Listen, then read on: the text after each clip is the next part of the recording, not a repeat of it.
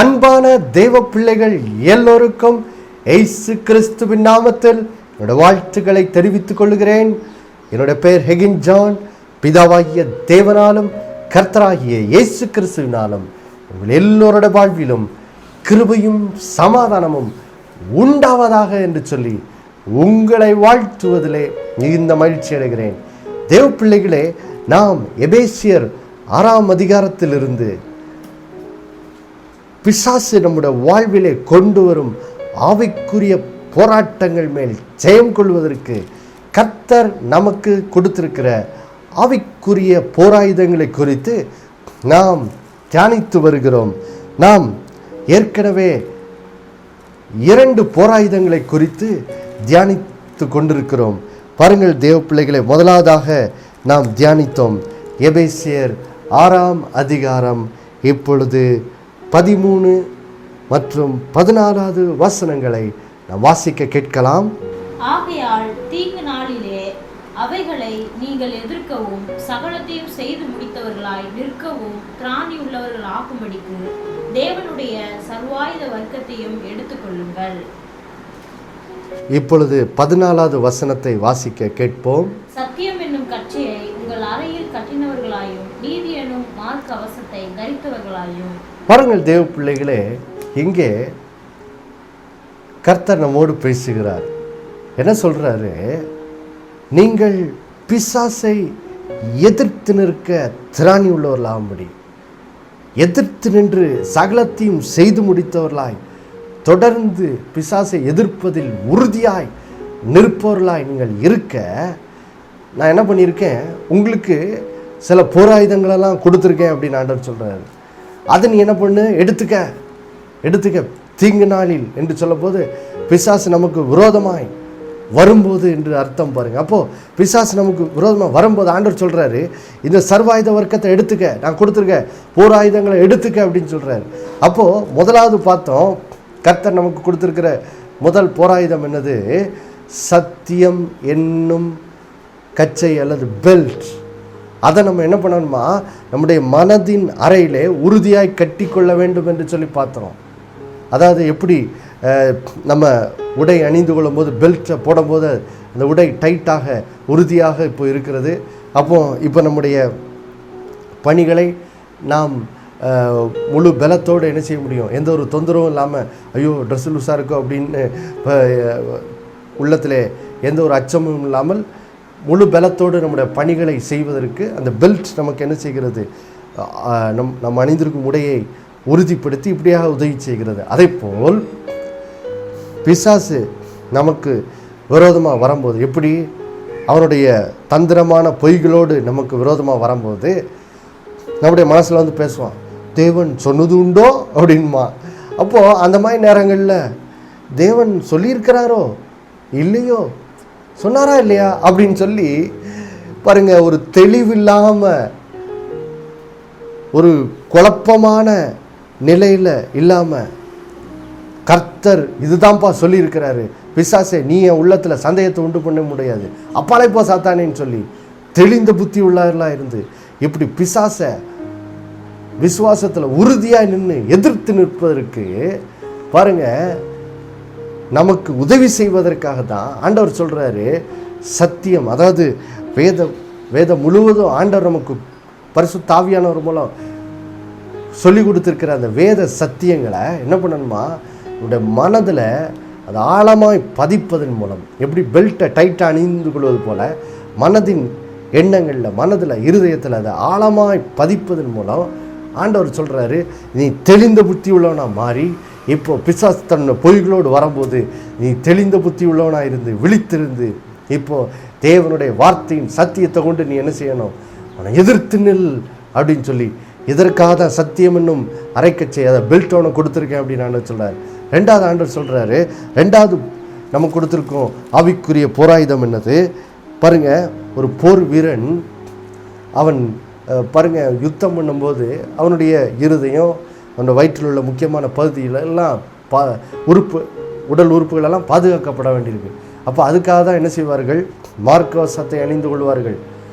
இன்றைய நவீன போராயுதத்தின்படி சொல்ல போனால் புல்லட் ப்ரூஃப் ஜாக்கெட் என்று சொல்லலாம். அப்போது அந்த மாதிரி ஆவிக்குரிய ரீதியில் நம்முடைய ஆவிக்குரிய இருதயத்தை பாதுகாப்பதற்கு தேவன் நமக்கு ஒரு மார்க்கவசத்தை கொடுத்திருக்கிறார். அதுதான் என்னது? நாம் ஏற்கனவே தியானித்தோமே, ரட்சிப்பில் நமக்கு கொடுக்கப்பட்டிருக்கிற ஆசீர்வாதங்கள் என்னென்னு பார்த்தோம். அதில் ஒரு ஆசீர்வாதம் தான் என்னது? நாம் நீதிமானாக்கப்பட்டிருக்கிறோம் என்ற ஆசீர்வாதம். இந்த நாம் நீதிமானாக்கப்பட்டிருக்கிறோம், நம் பாவங்கள் மன்னிக்கப்பட்டிருக்கிறது, தேவனுக்கு முன்பாக நான் இப்பொழுது குற்றமற்றவன், நான் குற்றவாளி அல்ல, நான் நிரபராதியாக இருக்கிறேன் என்ற இந்த சத்தியம் நம்முடைய இருதயத்தை என்ன பண்ணுகிறது? பிசாசு நம்முடைய இருதயத்தில் குற்ற உணர்வுகளை விதைக்கும் போது, நீலாம் ஆண்டவரால் பயன்படுத்தப்படுவதற்கு தகுதி இல்லை என்று சொல்லும் போது, ஆண்டவர் நம்மகிட்ட வந்து பேசிட்டாரு, இப்போ அவ்வளோதான், இனி தேவன் என்கிட்ட பேசுகிறதே என்னை தண்டிக்கிறதுக்கு தான் வந்திருக்கிறாரு. இப்படிப்பட்ட பிற்போக்கான எண்ணங்களை அவன் நம்முடைய இருதயத்தில் விதைச்சி ஆண்டவருக்காக நாம் வாழ வேண்டும் என்று முன்னேறும் போது அதை தடை செய்கிறான். இப்படிப்பட்ட எண்ணங்கள் மூலமாக, இப்படிப்பட்ட தடைகளை, குற்ற உணர்வின் மூலம் தடைகளை கொண்டு வரும்போது இந்த நீதிமான என்னும் சத்தியம் ஆவிக்குரிய இருதயத்தை பாருங்க, பிசாசினுடைய இப்படிப்பட்ட தந்திரமான பிற்போக்கான எண்ணங்கள்லேருந்து நம்முடைய இருதயத்தை பாதுகாக்கிறதா அது என்ன செய்கிறது இருக்கிறது.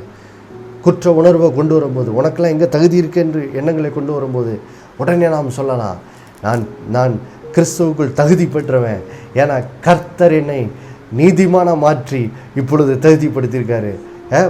அல்லது கர்த்தர் உன்னை தண்டிச்சிருவார் என்ற எண்ணங்களை கொண்டு வரும்போது, இல்லை இயேசு கிறிஸ்து ரத்தத்தினால் பாவங்கள் மன்னிக்கப்பட்டிருக்கிறது, அதனால் இனிமேல் எனக்கு தண்டனை இல்லை என்று சொல்லி இப்படியாக பாருங்கள், நீதிமானின் சத்தியத்தை நாம் அறிக்கை செய்யும்போது அது குற்ற உணர்வு கொண்டு போகுது. இல்லை நான் தேவனுக்கு முன்னாடி குற்றமற்றவன்,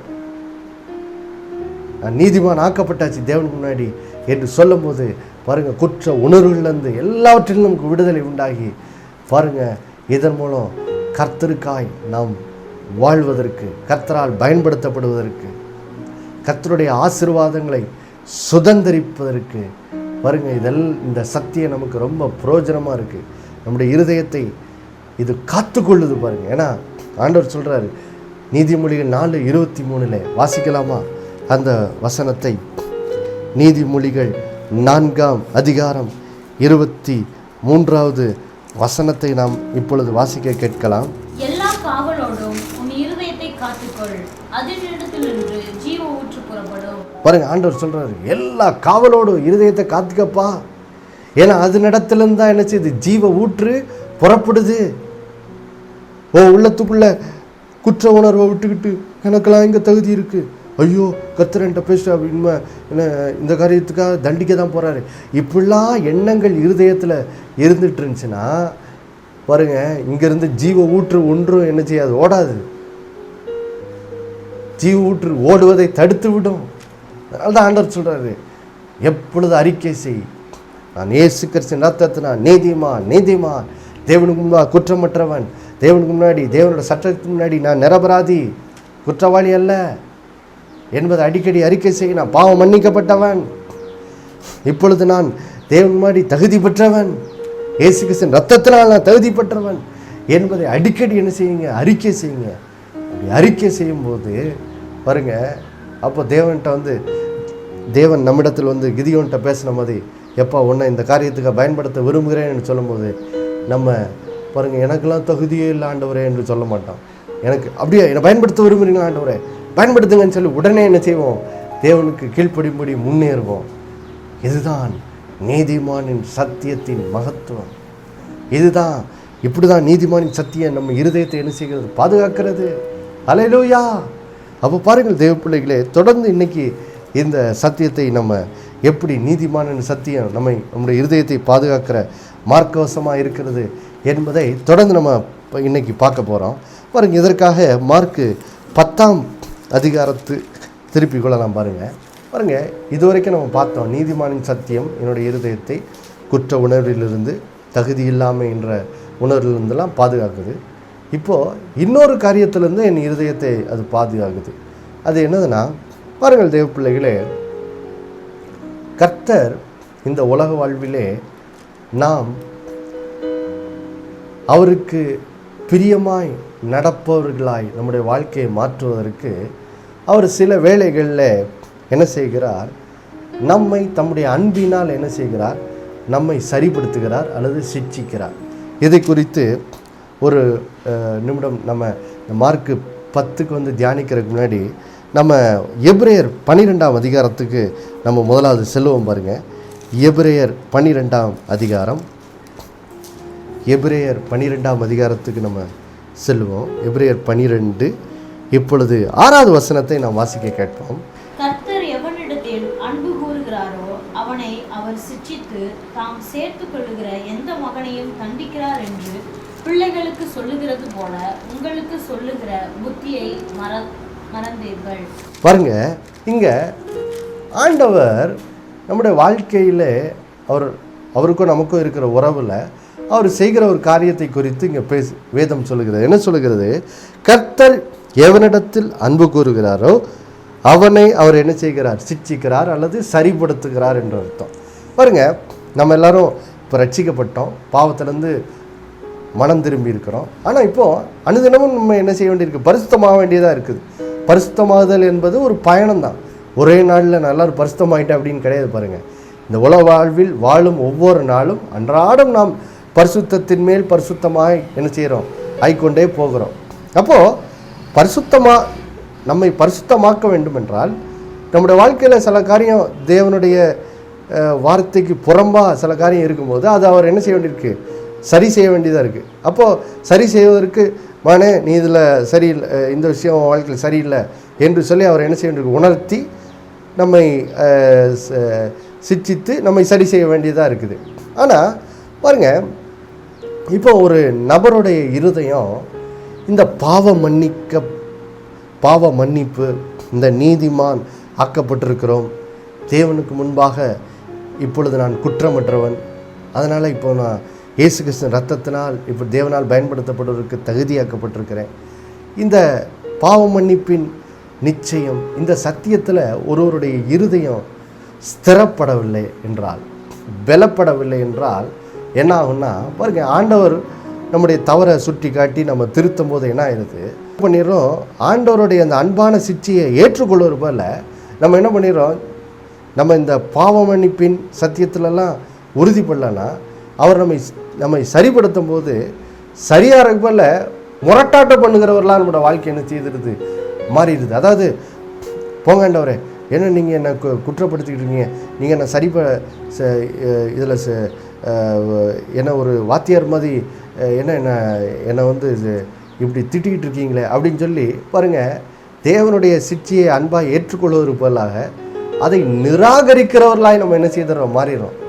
தேவனுடைய சிட்சையை ஏற்றுக்கொண்டு இன்னும் பரிசுத்தமாறதை விட்டு இன்னும் நம்முடைய அந்த தவறான பாதையிலே செல்கிறவர்களாய் நம்முடைய வாழ்க்கை என்ன செய்து விடுகிறது, இருந்து விடுகிறது. பாருங்கள், அதனால தான் இந்த நீதிமான் என்னும் சத்தியம், நீதிமான என்னது, நான் இப்போ தேவனுக்கு முன்னாடி குற்றமற்றவன், நான் தேவனோட சட்டத்துக்கு முன்னாடி குற்றவாளி அல்ல, நிரபராதி, என் பாவம் மன்னிக்கப்பட்டிருக்கு.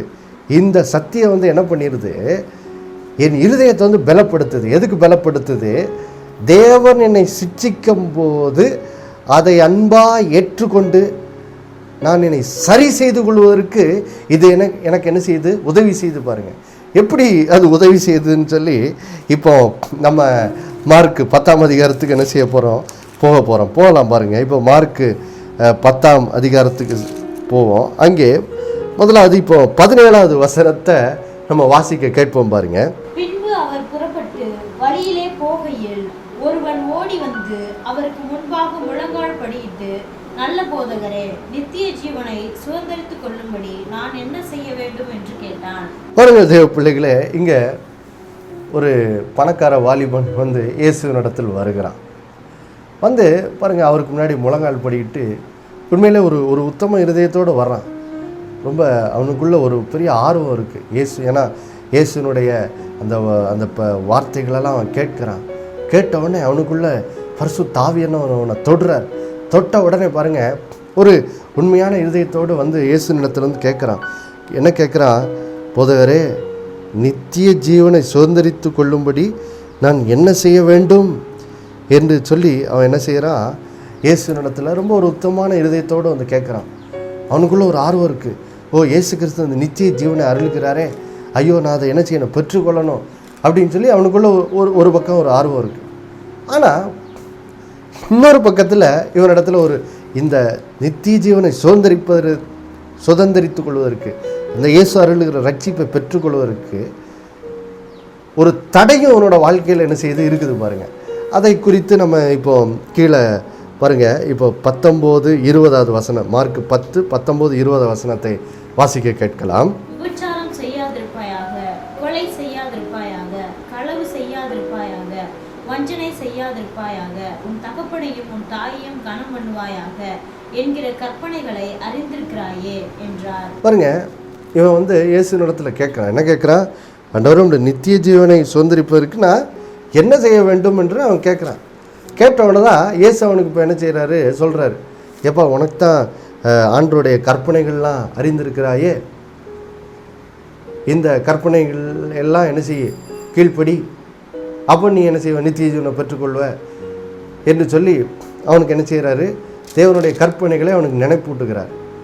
நினைப்பூட்டினோன்னு பாருங்கள், இப்போது இங்கே 20வது வசனத்தில் தான் இவனுடைய இருதயத்தில் ஒரு பக்கம் இவனுக்கு நித்திய ஜீவனை சுதந்திரிக்க வேண்டும் என்ற ஒரு ஆர்வம் இருந்தாலும் அதை சுதந்திரிக்கக்கூடாதபடிக்கு இவனுடைய இருதயத்தில் ஒரு பெரிய தடையை குறித்து இங்கே பார்க்குறான். அவன் என்ன சொல்கிறான், பதில் என்ன சொல்கிறான் இந்த வாலிபன், 20வது வசனம், அதற்கு அவன், போதகரே, இவைகளை எல்லாம் என் சிறு வயது முதல் நான் என்ன செய்கிறேன், கை கொண்டிருக்கிறேன் அப்படிங்கிறான்.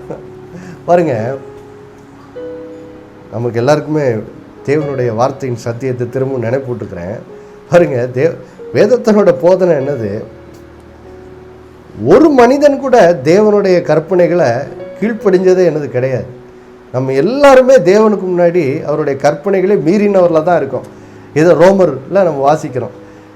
ரோமர் 3:23 வேதம் சொல்லுது, எல்லாரும் பாவம் செய்து தேவ மகிமை அற்றவர்களாக இருக்கிறோம் என்று வேதம் சொல்லுது. எல்லாரும் பாவம் செய்துன்னா என்ன அர்த்தம், தேவனோட கற்பனை எல்லாரும் என்ன செய்திருக்கிறோம், மீறி இருக்கிறோம். அதுதான் வேதத்தினுடைய சத்தியம். நம்ம எல்லாரும் தேவனுடைய கற்பனையை மீறினவர்கள், பாவம் செய்தவர்கள். அப்போது யோசிச்சு பாருங்க, இயேசு இவன்கிட்ட எல்லா கற்பனையும் குறித்து நினைப்பூட்டினோடனே இவன் எப்படி பதில் சொல்லியிருக்கணும், ஐயோ ஆண்டவரே, நீங்கள் இவ்வளோ கற்பனை சொல்கிறீங்க, ஆனால் இந்த கற்பனைகளை நான் பல முறை மீறி இருக்கேனே, ஐயோ நான் பாவம் செய்து விட்டேனே ஆண்டவரே, ஆண்டவரே பாவியாகிய என்னை ரட்சியும் ஆண்டவரே என்று சொல்லி இவன் உடனே தன்னை என்ன செய்திருக்கணும், தாழ்த்தி இருக்கணும். ஏன்னா ஆண்டோடைய நித்திய ஜீவன், ஆண்டோடைய ரட்சிப்பை பெறணும்னா பாருங்க, நம்ம பாவின்னு உணர்ந்தால் தான் ரட்சிப்பை என்ன செய்ய முடியும், பெற்றுக்கொள்ள முடியும். நான் எல்லா கற்பனைக்கும் கீழ்ப்பிடிச்சிட்டேன், என்கிட்ட ஒரு பாவமும் இல்லை அப்படின்னு சொல்கிற வரைக்கும் என்ன செய்ய முடியாது, நித்திய ஜீவனை ரட்சிப்பை பெற்றுக்கொள்ள முடியாது. அப்போது இந்த வாலிபன் பாருங்கள், இங்கே இந்த இயேசுனிடத்தில் வந்த இந்த பணக்கார வாலிபனுடைய பிரச்சனை என்ன, இவன் வந்து தன் பாவி என்பதை இயேசுக்கு முன்னாடி என்ன செய்ய மாட்டேங்கிறான், இயேசுக்கு முன்னாடி அறிக்கை செய்ய மாட்டேங்கிறான். பாவ நிலையை உணர்வதற்கு பதிலாக நான் எல்லாத்துக்கும் கீழ்ப்படிஞ்சிருக்கேன் அப்படின்னு சொல்லி தன்னுடைய சுயநீதியை தான் இயேசுக்கு முன்னாடி என்ன செய்கிறான், வெளிப்படுத்துகிறான் பாருங்க. அப்போது இப்போ இங்கே என்ன, அது ஒரு பிரச்சனை வருது.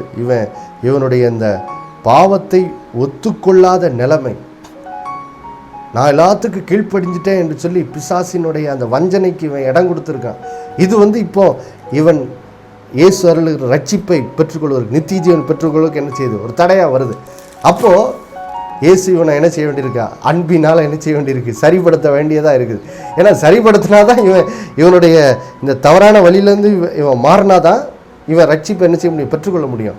அதனால தான் இயேசு கிறிஸ்து வேதத்தில் தன்னிடத்தில் வந்த மற்ற யாரிடத்திலும் செய்ய சொல்லாததை இந்த வாலிபனிடத்தில் மட்டும் செய்ய சொல்கிறார். இது நம்ம ரொம்ப ரொம்ப முக்கியம். இப்போ நம்ம வாசிக்க போகிற இந்த காரியத்தை இயேசு வேறு யாரிடத்துலையும் செய்யும்படி சொல்லவே இல்லை, இவனிடத்தில் மட்டும்தான் சொல்லுகிறார். ஏன் சொல்லுகிறாரு, ஏன்னா இந்த இடத்துல இவன் ரட்சிப்பை பெறுவதற்கு இவனுடைய தனிப்பட்ட வாழ்க்கையில் ஒரு பிரச்சனை இருக்குது. அது என்ன பிரச்சனை பாருங்கள், இவன் சொல்கிறான், நான் எல்லா கற்பனைக்கும் என்ன செய்யிட்டேன், கீழ்ப்படிஞ்சிட்டேன்னு சொல்லி தன் சுயநீதியை இயேசுவின் இடத்துல வெளிப்படுத்திக்கிட்டு இருக்கான். ஆனால் இயேசு இவனுக்கு வெளிப்படுத்த வேண்டிய, எப்போ நீ கற்பனை மீறி இருக்க, நீ பாவம் பண்ணியிருக்க அப்படிங்கிற நீ உணரு, நீ பாவத்துக்கு அடிமையாக இருக்க. என்ன பாவத்துக்கு அடிமையாக இருக்க பாருங்க. இவன் எப்படிப்பட்டவன், வேதத்தில் இங்கே 22ஆம் வசனத்தில் போட்டிருக்க, அவன் மிகுந்த ஆஸ்தி உள்ளவனாக இருந்தான். அப்போ இவன் ஒரு பெரிய பணக்காரன். அப்போது இவன் மிகுந்த ஆஸ்தி உள்ளவனாக இருந்தான் என்பது தவறு இல்லை. ஆனால் இந்த ஆஸ்திகளுக்கு இவன் என்ன செய்கிறான், அடிமையாக இருக்கான். அதாவது பண ஆசை, பண இச்சைக்கு இவன் என்ன செய்கிறான், அடிமையாக இருக்கான். அப்போ இவன் 10வது கற்பனையாக இச்சையாது இருப்பாயாக என்ற கற்பனை என்ன செய்யிருக்கான், மீறிட்டான், கற்பனை மீறினவன். அப்போ இதை இவனுக்கு என்ன செய்ய வேண்டியிருக்கு, உணர்த்தி இவனுடைய பாவ நிலையை இவனை உணர்ந்து இவனை நான் பாவிதான் ஆண்டவரே அப்படிங்கிற ஒரு இவனை அந்த உணர்வுள்ள நிலைக்கு இயேசு கொண்டு வர வேண்டியதாக இருக்குது. அப்போ தான் இவன் நித்திய ஜீவனை என்ன செய்யணும், பெற்றுக்கொள்ள முடியும். அதனால தான் இயேசு இவனிடத்தில் ஒரு கடினமான காரியத்தை செய்ய சொல்கிறார். என்ன சொல்கிறாரு, இப்போ மார்க்கு 10:21 வசனத்தை வாசிக்க கேட்கலாம். இயேசு அவனை பார்த்து அவனிடத்தில் அன்பு கூர்ந்து, உன்னிடத்தில் ஒரு குறைவு உண்டு, நீ போய் உனக்கு உண்டானவைகளை எல்லாம் விற்று தரித்திரருக்கு கொடு, அப்பொழுது பரலோகத்திலே உனக்கு பொக்கிஷம் உண்டாயிருக்கும், பின்பு சிலுவையை எடுத்துக்கொண்டு என்னை பின்பற்றி வா என்றார். பாருங்க, இங்கே இயேசு இவனை இப்போ இவன் பண ஆசை, பண இச்சைனும் பாவத்துக்கு இவன் அடிமையாக இருக்கான். அப்போ அந்த பாவத்துக்கு நீ அடிமையாக இருக்கப்பா என்ற உணர்வுக்குள்ளே இவனை என்ன செய்ய வேண்டியிருக்கு, கொண்டு வர வேண்டியதாக இருக்குது. ஏன், அவன் அந்த பாவத்தில் அகப்பட்டிருக்கேன்ற உணர்ந்தாதான் இப்போ இவன் தன்னை தாழ்த்துவான், ஆண்டோட ரட்சிப்பை பெற்றுக்கொள்வான். இந்த பணத்துக்கு அடிமையாக இருக்கிற பாவத்திலேருந்து விடுதலை வரும், ஒரு விடுதலை பெற்ற வாழ்க்கையை என்ன செய்வான், வாழுவான். அப்போது அதனால தான் சொல்கிறார் ஆண்டவர் இவன்கிட்ட, எப்போ நீ ரொம்ப ஆஸ்தியுடனாக இருக்கல்ல, அதனால தான் இப்போ அந்த ஆஸ்திக்கு நீ அடிமையாக இருக்க. அதனால் என்ன பண்ணு, நீ என்ன பண்ண, அதை போய் விட்டுட்டு தரித்திரருக்கு கொடுத்துட்டு பின்பு என்ன செய், பின்பற்றி வா அப்படின்னு சொல்லி தம்முடைய அன்பின் நிமித்தம் இவனை என்ன செய்கிறாரு, சிச்சிக்கிறார். ரொம்ப ரொம்ப முக்கியம் பாருங்கள். இயேசு அவனை பார்த்து அவனிடத்தில் அன்பு கூர்ந்து இந்த வார்த்தைகளை சொல்கிறார். அப்போது யோசித்து பாருங்கள், இந்த பணக்கார வாலிபன் என்ன பண்ணியிருந்திருக்கணும், ஐயோ இயேசு என்னை ரட்சிக்கிறக்காக தான் என்னை அன்பு கூர்ந்து தான் நான் இப்படி பாவத்துக்கு அடிமையாக இருக்கேன், அப்போ என்னை பாவத்திலிருந்து விடுவிக்கிறதுக்கு தான் இதை செய்ய சொல்கிறாருங்கிற சொல்லி அவன் இயேசுனுடைய அன்பை உணர்ந்து என்ன பண்ணியிருந்திருக்கணும், உடனே இயேசுக்கு போய் கீழ்ப்படிஞ்சு அவர் செய்ய சொன்னதை செஞ்சுட்டு இயேசுவை பின்பற்றி வந்திருந்தால் என்ன ஆயிருந்திருக்கும், இயேசுனுடைய ரட்சிப்பை பெற்றிருந்திருப்பான். இயேசு கிறிஸ்து மூலம் இவனுக்கு தேவனோட ஒரு உறவு உண்டாயிருந்திருக்கிற மூலம் இப்போ இவன் என்ன செய்ய ஆரம்பிச்சிருப்பான், முதலாவது தேவனோட ராஜ்யத்தை தேட ஆரம்பித்த போது இவன் எதையெல்லாம் பாருங்கள் விட்டுட்டு வந்தானோ அதெல்லாம் திரும்பவும் ஆண்டவர் இவனுக்கு என்ன செய்திருப்பார், கூட கொடுத்துருப்பார். இவன் விட்டுட்டு வந்த உலக நன்மையெல்லாம் திரும்ப இவனுக்கு என்ன செய்திருப்பார், கூட்டி கொடுத்துருப்பார். மத்தேயு 6:33 படி. அப்போது அதன் மூலம் என்ன இருந்திருக்கும், அந்த பணக்கார வாலிபன் மெய்யான வாழ்வு, தேவன் தரும் அந்த மகிமையான வாழ்வுக்கு என்ன செய்திருப்பான், சொந்தக்காரனாக மாறியிருப்பான். ஆனால் இவனும் பாருங்கள் என்ன பண்ணுறான், பிசாசினோட பொய்க்கு இடம் கொடுத்துட்றான். என்ன போய், ஏவாள் விழுந்து போன அதே பொய்யில் விழுந்துடுறான். பாரு, இயேசு ஓன்றிருந்து எல்லா சொத்தையும் பறிச்சிடுறார், ஒன்றை ஓட்டாண்டி ஆக்கிறார், தரித்திரன் ஆக்குறார். அப்போ இவருக்கு வாழ்க்கையில் இடம் கொடுத்துறாத அப்படின்னு சொல்லி பிசாசு இவனுக்குள்ள ஒரு பொய்யான எண்ணங்களை விதைக்கிறான். ஏவாள் இடம் கொடுத்தது போல் அந்த பொய்யான இடங்களுக்கு இடம் கொடுத்ததுனால இவன் என்ன செய்கிறான் பாருங்கள், துக்கமடைந்து இயேசுவை விட்டு போய்விட்டான் என்று சொல்கிறார். அப்போ பாருங்கள் தேவ பிள்ளைகளே, இது எதை காட்டுகிறது, இவன் இயேசு கிறிஸ்துனுடைய அன்பை, இயேசு கிறிஸ்துனுடைய அந்த அருளுகிற அந்த பாவ மன்னிப்பின் மகிமை, அந்த நீதிமானின் சத்தியத்தின் மகிமையை உணர்ந்திருப்பான் என்றால், இயேசு பேசும்போது இவன் என்ன செய்திருப்பான், அந்த இயேசுனுடைய அன்பின் சிச்சையை ஏற்றுக்கொண்டு தன்னுடைய தவறை உணர்ந்து மனம் திரும்பி இருந்திருப்பான். ஆனால் இவனுடைய இருதயம் இயேசு கிறிஸ்துவின் பாவ மன்னிப்பின் சத்தியத்தில் வேரூன்றாதபடினால், ஸ்திரப்படாததுனால இயேசுவின் அன்பை காண முடியாமல் பிசாசு ஏவாள் கிட்ட சொன்ன அதே போய் இந்த பழத்துக்குள்ளே ஏதோ ஒரு ஆசீர்வாதம் இருக்குது, அதனால தான் ஆண்டவர் உனக்கு தர மாட்டேங்கிறார் அப்படின்னு சொல்லி கர்த்தர் ஏதோ ஒரு பொல்லாதவர் போன்ற ஒரு எண்ணத்தை ஏவாளுக்குள்ளே விதைத்த மாதிரி தான் இங்கேயும் இவனுக்குள்ளே விதைச்சிட்றான். இயேசு ஒன்றிருந்து சுத்த பறிக்கிறவர் போன்ற பொல்லாத எண்ணத்துக்கு இடம் கொடுத்ததுனால இயேசுனுடைய அன்பை புரிந்து கொள்ளாமல் இவன் அன்பின் சிச்சை ஏற்றுக்கொண்டு மனம் திரும்பாமல் ரட்சிப்பை இழந்து விடுகிறான். தேவ பிள்ளைகளை இப்படிப்பட்ட மோசமான இழப்பிலிருந்து நீதிமான் சத்தியம் நம்ம என்ன செய்கிறது? பாதுகாக்கிறது. அல்லேலூயா. தொடர்ந்து இந்த சத்தியத்தை நாம் தொடர்ந்த அடுத்த வாரம் நாம் தியானிப்போம். இப்பொழுது ஜெபிப்போம். அன்புள்ள பிதாவே, ஆண்டவராக இயேசுவின் நாமத்தில் ஜெபிக்கிறப்பா. ஆண்டவரே, இந்த நாளிலே நீர் எங்களுக்கு கற்றுக் கொடுத்த அருமையான சத்தியத்திற்காய் நன்றி செலுத்துகிறோம். ஆண்டவரே, நீதிமானின் சத்தியம், பாவம் மன்னிப்பப்பட்டவன் என்ற சத்தியம், ஆண்டவரே, ஆண்டவர் அன்பாய் எங்களை சிட்சிக்கும் போது அந்த சிட்சையை ஏற்றுக்கொண்டு எங்களுக்கு மனம் திரும்ப உதவி செய்கிறது. அந்த சிட்சை வரும்போது முரட்டாட்டம் பண்ணாதபடி அது எங்களை காத்து கொள்ளுகிறது என்று சொல்லி பார்த்தோமே. ஆண்டவரே, இந்த நாளில் இந்த கேட்ட சத்தியத்தை இந்த பிள்ளைகள் ஆண்டவரை அறிந்து கொண்டு, ஆண்டவரே, இந்த நாளில் தேவன் அவர்களை நீதிமானாக்கியிருக்கிறார், அவர் பாவங்களை மன்னித்திருக்கிறார். இப்போது அதனால தான் அவர்களை இன்னும் பரிசுத்தமாக்கி அவர்கள் வாழ்க்கையை நலமாக்குறதுக்கு தான் நீர் அவர்களை சில காரியங்களில் சிட்சித்து சீர்படுத்துகிறீர் என்பதை உணர்ந்து நீர் அவர்களை சிட்சிக்கும் போது அதை அன்பாக ஏற்றுக்கொண்டு அதனால் நம்முடைய பிள்ளைகள் தங்களை இன்னும் பரிசுத்தமாக்குவதற்கு தங்களை அர்ப்பணிக்க ஒப்பு கொடுக்க இந்த பிள்ளைகளுக்கு உதவி செய்யுங்க. அப்படியே நீ செய்கிறக்காய் நன்றி. இயேசு நாமத்தில் வேண்டிக் கொள்கிறோம் நல்ல பிதாவே, ஆமேன். மறுபடியும் அடுத்த வாரம் உங்களை சந்திக்கும் வரை உங்களுக்கு நான் நினைப்பூட்ட விரும்புகிறேன். இயேசுவே ஆண்டவர். ஒவ்வொரு நாளும் அவர் மேல் விசுவாசம் வைத்து வாழுங்கள். ஆமேன். தேவன் நமது அடைக்கலமும் பலனுமானார் என்ற பாடலை நாம் எல்லாரும் சேர்ந்து பாடுவோம். தேவன் நமது அடைக்கலமும் பலனுமானார், ஆபத்து காலத்தில் கூட இருக்கும் துணையுமானார். தேவன் நமது அடைக்கலமும் பலனுமானார், ஆபத்து காலத்தில் கூட இருக்கும் துணையுமானார். பூமி நிலை மாறி மலைகள் நடுங்கினாலும், பூமி நிலை மாறி மலைகள் நடுங்கினாலும் பயப்பட மாட்டோம், பயப்பட மாட்டோம், பயப்பட மாட்டோம், பயப்பட மாட்டோம். தேவன் நமது அடைக்கலமும் பலனுமானார், ஆபத்து காலத்தில் கூட இருக்கும் துணையுமானார். யுத்தங்களை தடுத்து ஓய பண்ணுகிறார், யுத்தங்களை தடுத்து ஓய பண்ணுகிறார். ஈட்டியை முறிக்கிறார், வில்லை ஒடிக்கிறார். ஈட்டியை முறிக்கிறார், வில்லை ஒடிக்கிறார். தேவன் நமது அடைக்கலமும் பலனுமானார், ஆபத்து காலத்தில் கூட இருக்கும் துணையுமானார். அமர்ந்திருந்து அவரே தேவன் என்று அறிவோம், அமர்ந்திருந்து அவரே தேவன் என்று அறிவோம். உயர்ந்தவர் பெரியவர் உலகை ஆள்பவர், உயர்ந்தவர் பெரியவர் உலகை ஆள்பவர். தேவன் நமது அடைக்கலமும் பலனுமானார், ஆபத்து காலத்தில் கூட இருக்கும் துணையுமானார். தேவன் நமது அடைக்கலமும் பலனுமானார், ஆபத்து காலத்தில் கூட இருக்கும் துணையுமானார்.